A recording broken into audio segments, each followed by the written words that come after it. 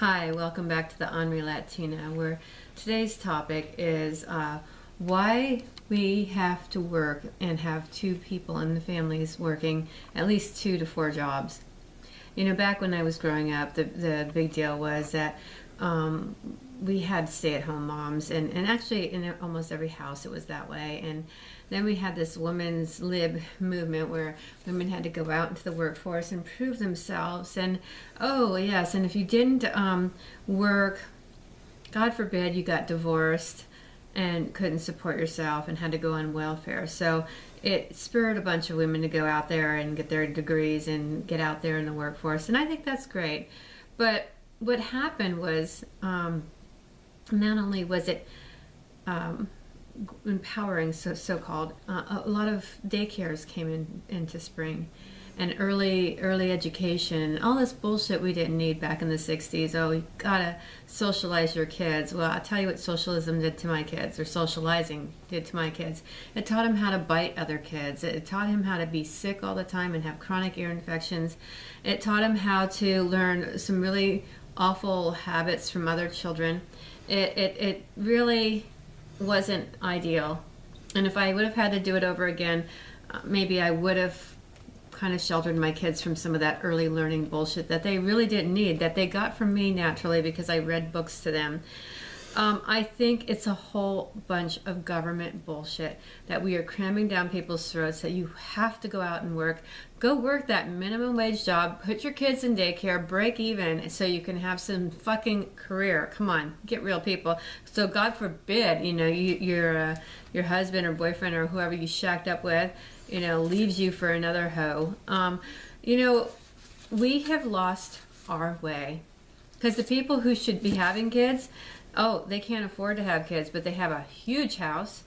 Finally they wait later in life to have a child, and they bring in a nanny or somebody that completely is a complete stranger into the house to raise their kid. And you don't know, unless you put a private camera in, what that person's doing to your child. And there is nobody like a mom. And honestly, and even my own mother, at times I didn't trust with my kids, because her and I didn't agree on everything as far as rearing kids. But I knew that my mom would love the kids as much as I did, and with that said, nobody's gonna give that love to your child like you would. And I kind of shared a situation with Bill, camera guy behind the camera here, because I had 4 kids and he only had 1 kid, and his ex-wife Claire worked for the attorneys or whatever of Maine, and they were a bunch of assholes, and she's an asshole. So anyway, long story short, kid had problems, and it started around middle school because Claire, wanted to let him do whatever he wanted. And I think what happens with working moms is they feel so guilty about always working and leaving their kids and not being available for their children, that they placate them by letting them have things, and my oldest, I did that a little bit too, because I thought, oh wow, my first child, I want to give her everything. I want to buy her every toy. It's going to be great. She's going to have the childhood that I didn't have, because I didn't feel like I had enough books, toys, and things. Well, I did that. And it was this, it reared this ugly head of this self-indulged brat. And whether you're working or staying at home, that's something that we need to think about. A lot of kids think, that money is love. Things are love, and really love is time. And when you're working a 40-hour week, even when I do that without kids, I barely have time for me. I feel scattered, I feel tired, I feel shitty, and if I had kids, I would feel even more overwhelmed. There's not enough hours in the day to do everything you need to do, and so when your resources are being tapped, so is your patience, and there's no way.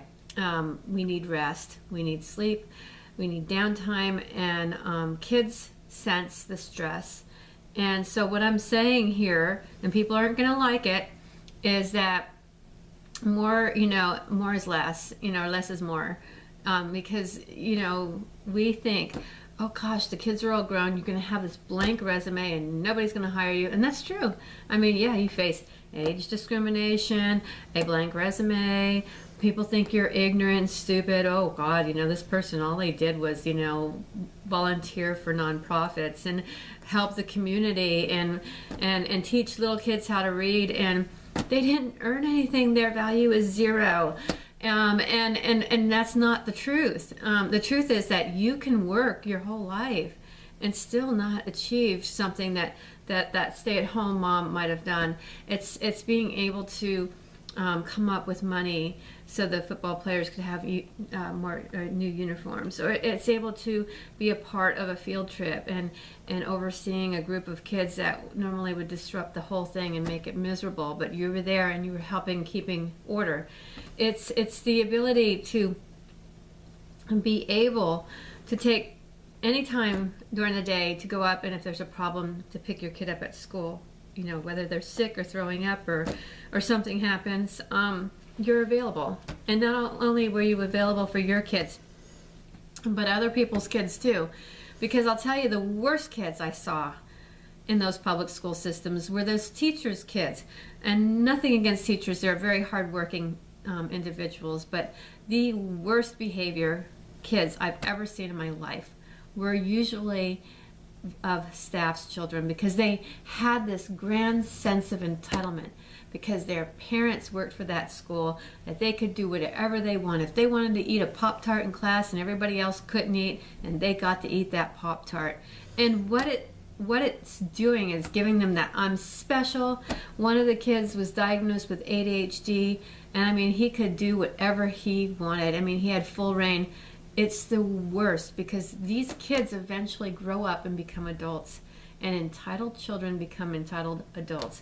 And the worst kind of parent is giving that kid that sense of entitlement. Life doesn't hand you anything, you've got to work for it.